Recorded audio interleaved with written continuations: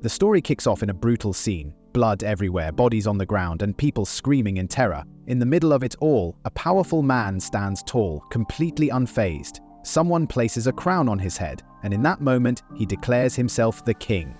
But before he can bask in his victory, another warrior steps up, trying to take him down. It's pointless. The new king crushes him with ease. Then, everything shifts. The king stares at a mask, lost in thought. He mumbles about his past as a king, and then, out of nowhere, he blacks out. In his unconscious state, he imagines himself sinking deep into the ocean, struggling to stay afloat. A voice echoes in his mind, telling him to seek the light in his new life. When he wakes up, things are completely different. He's no longer the feared king. Instead, he's a baby, held gently by a woman and a man who look at him with pure love. They call him Arthur. The man, his new father, tells him to call him Dad. Arthur, still confused, thinks to himself, who are these people? Slowly it dawns on him he died and was reborn into a whole new world, but this time he's just a weak, helpless child. His new parents adore him, but Arthur feels trapped. He was once powerful, but now he's completely dependent on these strangers who genuinely believe he's their son. His father plays with him, his mother cares for him, but deep inside he struggles to accept this new reality. One day, Arthur watches his father train, and for the first time he realizes this world has power. Magic, even. His father is strong, and during training he accidentally injures himself. Arthur's mother immediately steps in and heals him with high-level magic. Arthur is amazed. If this world has magic, then maybe there's a way for him to regain his strength. Later, his father is seen battling monsters in the forest, easily taking them down. A group of people arrives, possibly his allies.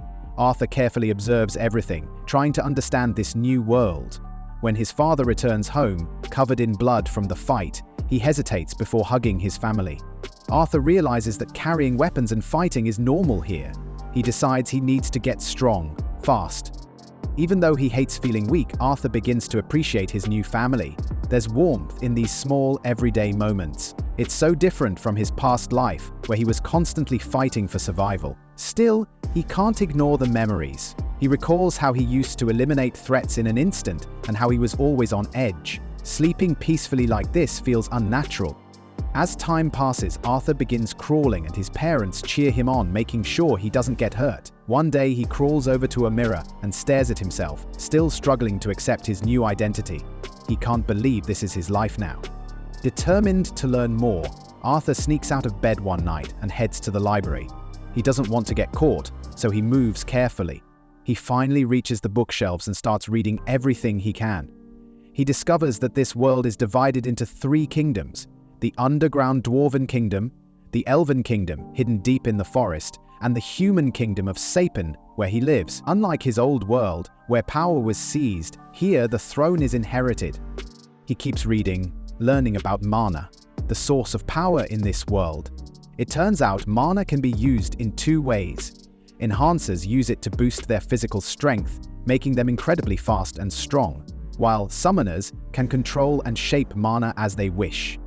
Arthur thinks back to his mother's healing magic and realizes that there might be exceptions to these rules, but what really matters is the core of mana itself. Most mages awaken their power around puberty, gathering mana in one place within their body, known as the mana core. Once they master it, they become true mages. Arthur remembers how he controlled energy in his past life using his inner strength and awareness. He wonders if that knowledge will help him in this world. Excited, he focuses and tries to control mana for the first time, and it works. Just as he starts to figure things out, his mother finds him and scolds him for sneaking out. But then, something in her expression changes. She looks at him, surprised, as if she's just noticed something unusual about him. Yet, instead of questioning him, she simply smiles and tells him he's doing well. Arthur was still adjusting to his new life, but certain things were hard to accept. One of the most embarrassing moments was when his mother had to change his diaper. Even though he had the mind of a grown man, his body was still just a baby's. He felt trapped, unable to do anything but wait until he grew strong enough to control himself. 2 years passed, and Arthur's mother sat by the window, writing in her diary. She adored her son, always calling him the most beautiful and intelligent child in the world. But there was one thing that always troubled her. He had never smiled. Not even once since the day he was born. No matter how much she and her husband played with him, he never laughed or showed any joy. As she gazed outside, she spotted Arthur sitting with his father. He was holding a stick, carefully mimicking the way his father moved, like he was wielding a sword. His father was impressed. He had only shown Arthur a few movements, yet the boy picked them up instantly. Excited, he called for his wife to come see, but her reaction was the opposite of what he expected. She was furious. A child who had only just learned to walk shouldn't be playing with weapons, she scolded. Arthur listened to their argument and smirked internally. It seemed like in this world mothers had all the power. One day, Arthur's parents decided to take him to the city. The moment they arrived, he was overwhelmed by everything he saw. It was unlike anything from his past life. People carried weapons openly. Strange glowing stones were being sold in shops. And, most importantly, he saw real magic for the first time. His father had told him about it, but seeing it in action was completely different. It fascinated him. He realized that this world had its own rules, its own technology, and if he wanted power, he needed to understand it all. By the time they left the city, Arthur was exhausted. He fell asleep in his mother's arms, his mind swirling with all the new information he had gathered. Even though he still felt frustrated being stuck in a child's body, he couldn't deny one thing: his parents truly cared for him. It was a strange feeling. In his previous life, he had been abandoned as a baby and left in an orphanage. No one had ever looked at him with such warmth. As he drifted off to sleep, he wondered if family was always supposed to be like this. That night, his mother sat beside him, gently running her fingers through his hair. She spoke softly, as if talking to herself, saying she knew all the little things he did. Sneaking off to read, pretending to be asleep when he wasn't. She had already figured him out. And one day, she believed he would try to leave home to explore the world on his own. The next morning, Arthur watched his father practicing magic. He was moving stones through the air with ease using his mana. Arthur studied him closely. Having a powerful mage as a father was incredibly useful. He had a living example to learn from. As Arthur watched, his mother appeared behind them. She told him that today was special. His father was going to demonstrate something much stronger than before. Arthur's curiosity grew. His father gathered energy, then unleashed an attack that sent a shockwave through the air. Arthur was stunned. His father was an enhancer, someone who used mana to strengthen their physical abilities. Seeing this power in action only fueled his desire to master mana himself. That night, Arthur was supposed to go to bed, but he had other plans. He wanted to read. His mother refused at first, but after he gave her a pitiful, innocent look, she finally gave in. She couldn't resist those eyes.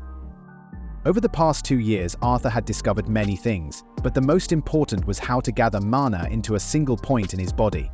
It was difficult, requiring intense concentration, but his efforts were finally paying off. He could feel the essence of mana forming within him. As his father rested outside, a sudden explosion rocked the house. His father acted instantly, protecting Arthur's mother from the blast. Panic filled their faces as they rushed inside, terrified that something had happened to their son. When they found him, their eyes widened in shock. Arthur was unharmed, but he was surrounded by a strange energy. He had unknowingly triggered a surge of mana. Arthur was overjoyed. He had finally done it. He had taken his first real step toward mastering mana. But before he could celebrate, the ceiling above him gave way. He braced himself for impact, thinking this might be his end. At the last moment, his parents rushed in and shielded him from the falling debris. For the first time, Arthur truly understood something. His parents would do anything to keep him safe. They had risked their lives without hesitation. His mother held him tightly, crying tears of relief. Something deep inside him stirred. In his past life, he had always been alone. No one had ever worried about him like this. Suddenly, he felt something unfamiliar on his cheeks. Tears. He was crying too. He didn't even know why, but it was the first time he had ever felt this way. He buried his face in his mother's embrace, allowing himself to feel the warmth of his new family. But the moment of peace didn't last long. A deep, guttural growl echoed from the forest. Something dangerous was nearby. Arthur's instincts screamed at him. Trouble was coming, and from the looks on his parents' faces, they knew it too. A powerful monster had appeared. And this was just the beginning.